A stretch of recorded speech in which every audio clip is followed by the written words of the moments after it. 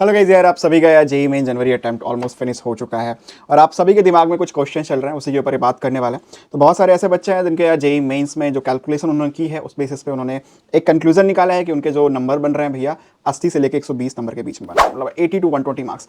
तो अब उनके दिमाग में क्वेश्चन चल रहा है, क्या इस मार्क्स से मुझे एनआईटी कॉलेजेस में एडमिशन मिलेगा। पहली बात समझ लें कि एनआईटी कॉलेज में एडमिशन करने के लिए आपको जोसा और सीएसईबी काउंसलिंग के थ्रू गुजरना पड़ता है और इनकी जो काउंसलिंग होती है वो आपकी रैंक से होती है, जो जेईई मेंस की रैंक आती है। बट अभी तो भैया मुझे नंबर पता चला है, कोई बात नहीं, उसको हम सॉल्व कर देते हैं। तो यार ये हमारा है all in one predictor. Let's start करते हैं। एक बार और बता दूं, ये जोसा और सीसैब नहीं बल्कि जितनी भी काउंसलिंग इंडिया के अंदर होती है सबको एक बार में प्रेडिक्ट कर सकता है। चलिए स्टार्ट करते हैं। कैटेगरी लेट्स सपोज आपकी ओपन कैटेगरी बनती है, जेंडर आपका मेल है। डोमिसाइल के लिए लेट्स अज्यूम कर लेते हैं कि भैया आपका डोमिसाइल जो है वो उत्तर प्रदेश है, ठीक है। 12th आपने जो की है वो दिल्ली से कर ली है। ऐसा हो सकता है कि बच्चा भैया रहने वाला है तो उत्तर प्रदेश का है लेकिन अपनी स्कूलिंग जो है वो दिल्ली से की है। समझदार बच्चे ऐसा करते हैं क्योंकि दिल्ली में होम स्टेट कोटा का बेनिफिट उनको मिलता है, ठीक है। अब भैया मेरे मैक्सिमम मार्क्स कितने बन रहे हैं, 120 नंबर मेरे बन रहे हैं, ठीक है।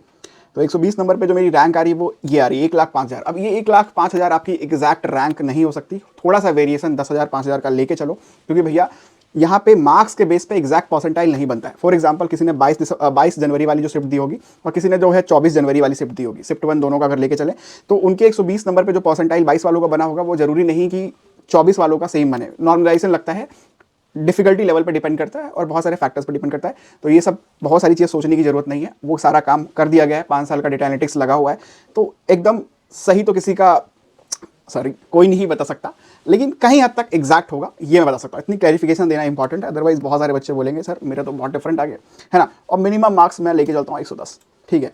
तो 110 पे यार ये आ रही है। अब स्टार्ट करते हैं प्रेडिक्शन। क्या 110 120 नंबर पे जनरल कैटेगरी वाले बच्चों को, यहाँ पे अदर स्टेट ही है, ठीक है, अदर स्टेट वाला बच्चा ही है। होम स्टेट तो कुछ ही स्टेटों में लगता है जहाँ पे बेनिफिट ज़्यादा मिलता है, अदरवाइज यूपी का बच्चा होम स्टेट लगाए तो कट ऑफ और बढ़ जाती है ना। एनआईटी के अंदर अगर आप समझ पा रहे हो तो चलो यहाँ पे सबमिट मार देते हैं और प्रिडिक्ट कर लेते हैं कि भैया क्या क्या ऑप्शन आएंगे। तो ये सारा टेबल आ गया भैया अलग अलग काउंसलिंग का, ठीक है। फिलहाल हम जोसा और सीसा पे फोकस करते हैं, बाकी काउंसलिंग को डिटेल में समझेंगे। अगर चैनल सब्सक्राइब रहेगा तो आपको आराम से बताऊंगा। और जिन बच्चों को भी यह रिपोर्ट ये चाहिए वो मुझे इंस्टाग्राम पे फॉलो कर सकते हैं, डीएम कर देना। आपके मार्क्स पे जो बनेगा ट्राई करेंगे कि भेज दें, या व्हाट्सएप कर सकते हो इस नंबर पे, है ना। अब यहाँ पे आ जाते हैं, ठीक है। अब यहाँ पे जोसा और सीएसईबी, अरे यार इसको पीडीएफ में खोलेंगे तो ज़्यादा अच्छे से समझ आएगा, मैं थोड़ा बता भी सकता हूँ आपको। तो ये आपका पीडीएफ वर्जन मैंने उसका ओपन कर दिया है, सेम पीडीएफ डाउनलोड हो जाता है।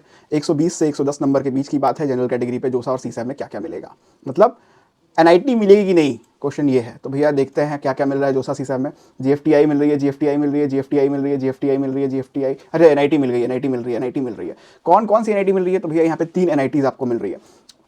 एनआईटी नागालैंड आपको मिल रहा है, अगर आपकी 120 नंबर तक भी हैं तो आपको एनआईटी नागालैंड मिल जाएगा। एनआईटी मिजोरम मिल रहा है, ये लास्ट ईयर के स्टैट्स के बेस पे है, इवन 2-3 साल का भी कंपेयर करोगे तो मिल जाएगा। 120 तक अगर आप लाते हो तो एनआईटी में आपको मिजोरम, नागालैंड, मणिपुर जैसे एनआईटीज़ के अंदर आपको सिविल का ऑप्शन देखने को मिलेगा। यहाँ पे ये जनरल कैटेगरी की बात हो रही है। अगर हम यहाँ पे कैटेगरी चेंज कर दें, मतलब भैया मैं ओबीसी के लिए हूँ तो कितने मार्क्स लाने पड़ेंगे, तो भी अगर आप ओबीसी हो तो आप, या आप ईडब्ल्यूएस हो तो सपोज करो कि 115 110 इसी के बीच में आपके नंबर होने चाहिए। इससे नीचे होगा तो आपको भी कोई एनआईटी नहीं मिलने वाली है।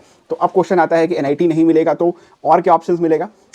फिर एससी वाले बच्चे भी पूछ सकते हैं कि सर मेरा कितना बनेगा। तो देखो एससी वाले भी यहाँ प्रेडिक्ट कर सकते हैं आराम से। यहाँ पे एससी कैटेगरी डाल के जो ऑप्शंस आएंगे वो आ जाएंगे। खैर इस एससी के लिए अगर हम लोग पर्टिकुलरली बात करते हैं तो अगर उनके 60 to 70 मार्क्स भी बन रहे हैं, ठीक है, 60 to 70 मार्क्स भी बन रहे हैं, मतलब 60 से 70 नंबर भी अगर वो ले पा रहे हैं तो भी उनको एनआईटीज दिख जाएंगे। लेकिन लोअर एनआईटी का ही ऑप्शन मिलेगा नागालैंड, मिजोरम, मणिपुर में जो लोअर ब्रांचेस हैं, सिविल और ये सारी जो ब्रांचेस हैं वही आपको यहाँ पे ऑप्शंस देखने को मिलेगा, ठीक है। तो ये एनआईटी की बात हो गई।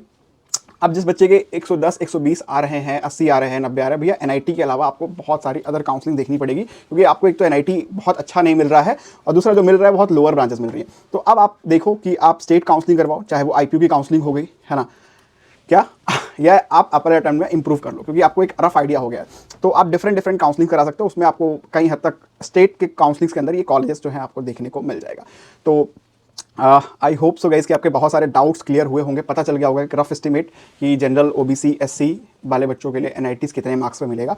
और सिर्फ एनआईटीज़ के लिए ही नहीं, बहुत सारी काउंसलिंग्स और होती हैं, ठीक है। जैसे आईपीयू दिल्ली की काउंसलिंग कराता है, उसमें आपको ये सारे ऑप्शंस मिल सकते हैं, ठीक है। उसके अलावा जैक दिल्ली है जो कि DTU, NSUT, triple IT Delhi वगैरह इंस्टीट्यूट्स में पार्टिसिपेट कर सकते हैं। डीएसयू करते हैं तो उनमें आपको ये ऑप्शन देखने को मिल सकता है, ठीक है। या आपको एचएसटीएस जो हरियाणा की काउंसलिंग्स होती है तो उसमें आपको ये ऑप्शन देखने को मिल सकता है। उसके बाद अगर हम लोग बात कर लें तो एलएनएमआईटी है, ठीक है। Lakshmi Narayan Mittal institute of technology जो अपनी सेपरेट काउंसलिंग कराता है, इसमें आपको मैकेनिकल तक का ऑप्शन मिल सकता है, ठीक है। जेपी नोएडा हो गया, इसमें आपको ये options mathematics and computing electronics का ऑप्शन अगर 110-120 नंबर के बीच में है तो ये ऑप्शंस आपको देखने को मिल सकता है। थापर हो गया, ठीक है, थापर में भी आपको ऑप्शंस मिल सकता है, या यूपीटीयू एकेटीयू की जो काउंसलिंग्स होती है उसके अंदर आपको जेएसएस वगैरह का ऑप्शन मिल जाएगा, केएनआईटी का मिल जाएगा, मतलब प्राइवेट कॉलेजेस का ऑप्शन आपको मिल जाएगा। तो अब आपको डिसाइड करना है, यहाँ से आपको मार्क्स अपने इंप्रूव करने पड़ेंगे, नहीं तो एनआईटी में बहुत लोअर ऑप्शंस और प्राइवेट कॉलेज के बहुत अच्छे ऑप्शंस आपको मिल सकते हैं, ठीक है। एचबीटीयू भी अपनी काउंसलिंग कराता है तो उसमें ये ऑप्शंस आपको मिल सकता है। ट्रिपल एमयूटी में ये ऑप्शन मिल सकता है। तो यार ये रिपोर्ट तो बहुत बड़ी हो जाएगी, सबको एकदम डिटेल में बताना,